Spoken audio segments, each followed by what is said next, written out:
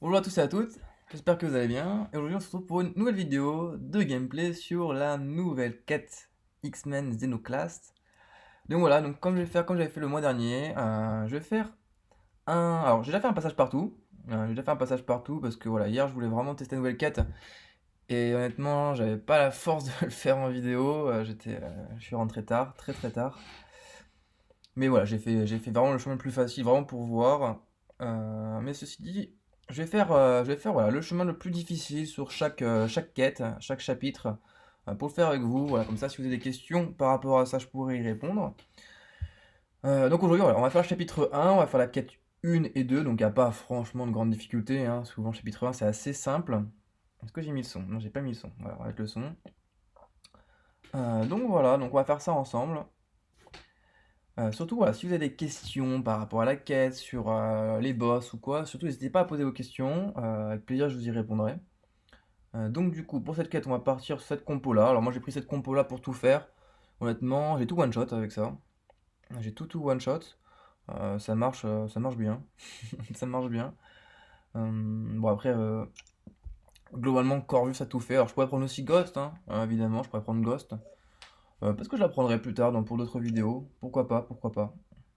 Alors du coup, on a qui sur les deux lignes? On a personnalité explosive, défenseur, ok, donc ça c'est un peu trop lourd, version des classes.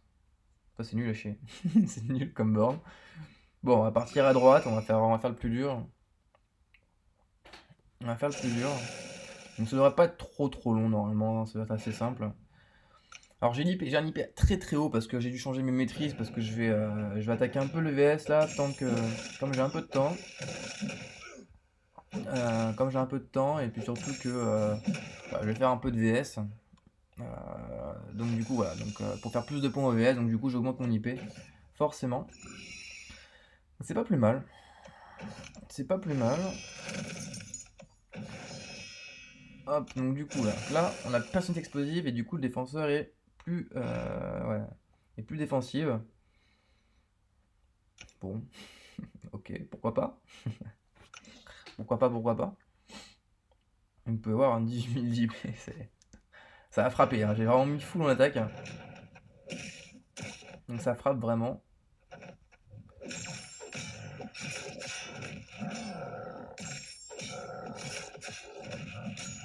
Voilà. C'est vraiment plus rapide. Donc il n'y a pas vraiment de grande difficulté, hein. En tout cas, je trouve la quête, personnellement, je trouve la quête très simple. Les personnages sont pas très compliqués en soi. Alors par contre, j'ai pas regardé les bornes, donc du coup, je connais aucune borne euh, sur toute la quête. J'ai vraiment tracé et fait ma route. Euh, mais je trouve vraiment pas la quête très compliquée. Aller au pire du pire, le boss final, Sinister, il peut être un peu dérangeant pour certaines personnes, mais bon, ça pour le coup, je vous l'expliquerai plus tard en vidéo quand je le ferai. Mais là, c'est vraiment bateau, c'est vraiment bateau. Donc du coup, on va prendre encore Blade, hein. C'est vrai que du coup, les combats sont quand même plus rapides, hein. Ça, c'est sûr qu'il n'y a pas de. Donc là, du coup, il a pas l'irrésistible parce que du coup, grâce à Blade, hein, grâce à son sens du danger, Blade, ça fait mal. Ça fait très très mal.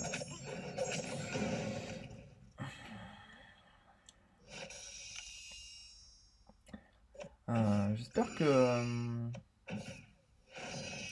vous aussi ça va. En ce moment, avec le téléphone, avec le jeu, ça rame pas mal. C'est vraiment une horreur, une horreur, une horreur.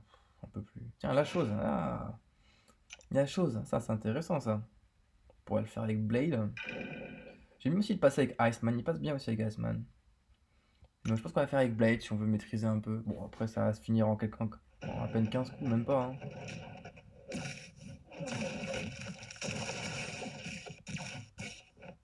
Voilà, donc j'ai fait la connerie. Donc je vais me prendre des dégâts.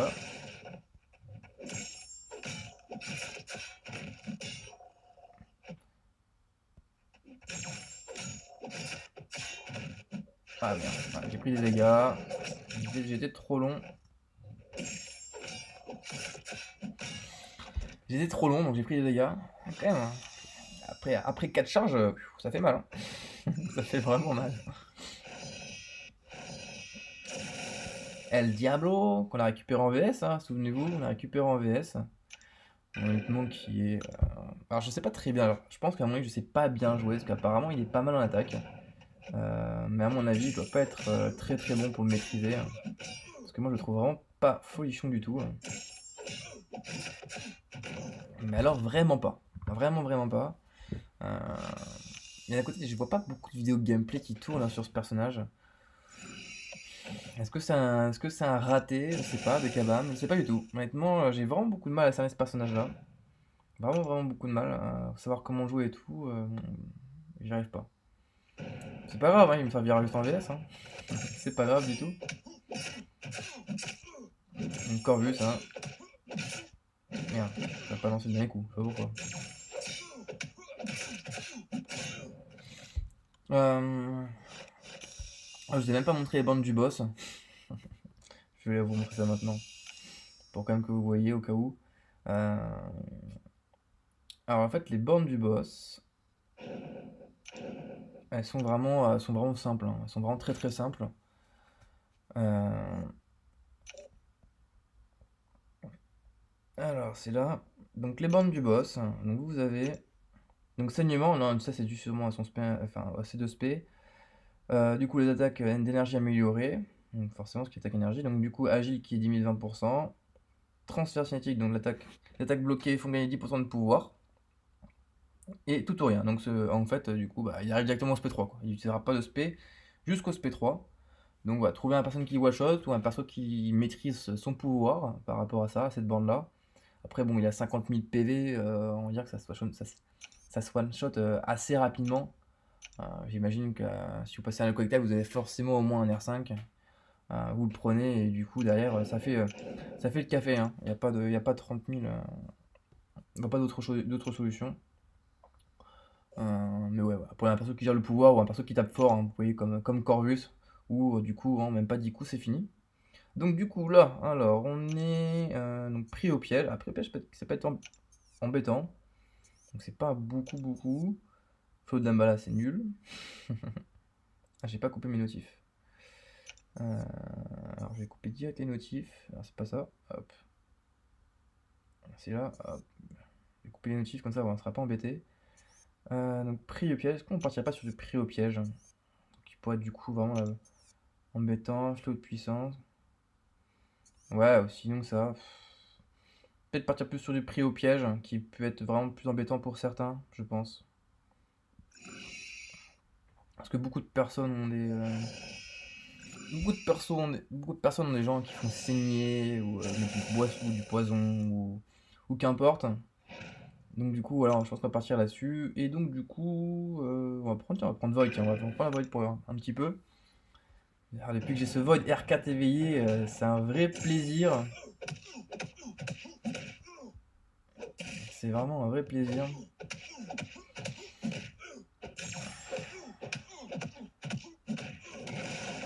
Et hop, petit spé dans les dents.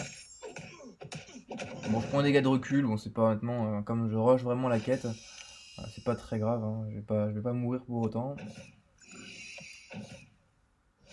Donc, on a une petite quake. Petite quake qu'on va faire du Quake Blade.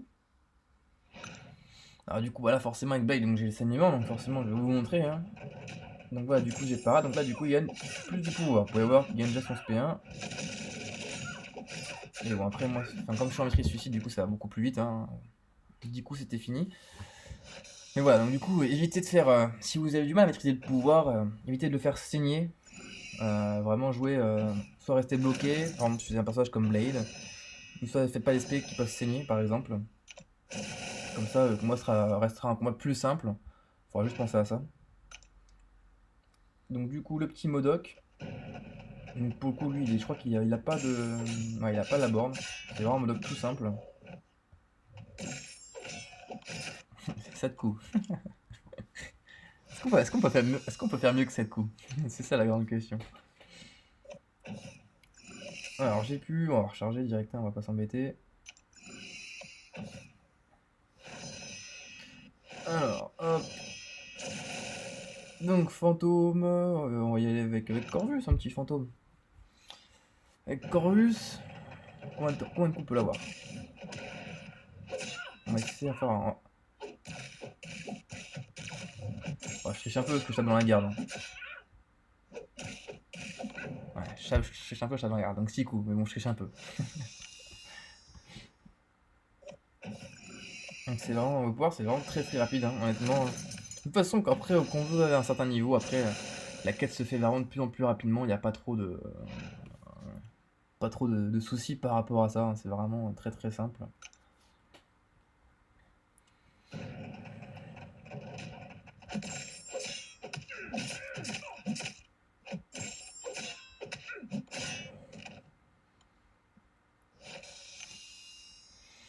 Donc voilà, alors j'espère qu'on va... Médusa, et après on arrivera au boss. Deuxièmement, je crois que les bornes du boss sont pas, pas très compliquées, hein, en soi. Euh, alors ceux qui ont besoin, pour ceux qui ont besoin, donc je vais réexpliquer un peu Emma Frost. Parce que sur certains chats, encore et encore maintenant, je vois des gens qui posent la question sur Emma Frost, sur comment on fait pour... comment ça se fait qu'elle est encore en forme diamantée, qu'on puisse pas lui mettre de dégâts, etc. Donc c'est parce qu'en fait, quand vous avez plus de pouvoir qu'elle, bah, elle est en diamant. Donc en fait, il suffit de faire un spé, vous arrivez au SP1, vous faites votre SP1, et puis derrière, après, elle passe en mode normal, tout simplement. Donc en fait, il faut juste gérer son pouvoir. Donc du coup, vous pouvez voir, donc, du coup, SP1 amélioré, elle va faire du coup son SP1. Du coup, le défenseur est plus passif, donc compétence défensive, esquive, etc. Aussi, et du coup, donc c'est encore plus passif, hein. Soit du coup, ça va augmenter les dégâts, soit du coup, c'est encore plus passif, avec plus d'armure, et magocisme, donc, du coup, qui le fait régénérer. Bon, donc c'est des bornes du coup très connues, il n'y a pas de borne nouvelle. Donc on va y aller avec Corvus, hein. On va y aller avec Corvus. Donc vous allez voir au début du combat, elle va être en forme diamantée. Donc voilà. Donc c'est normal. Donc là, elle va régénérer à cause de magocisme, c'est normal aussi. Et là du coup je fais mon SP1, et là du coup elle est plus en... Ah merde, là je suis fourré, j'ai oublié la dex.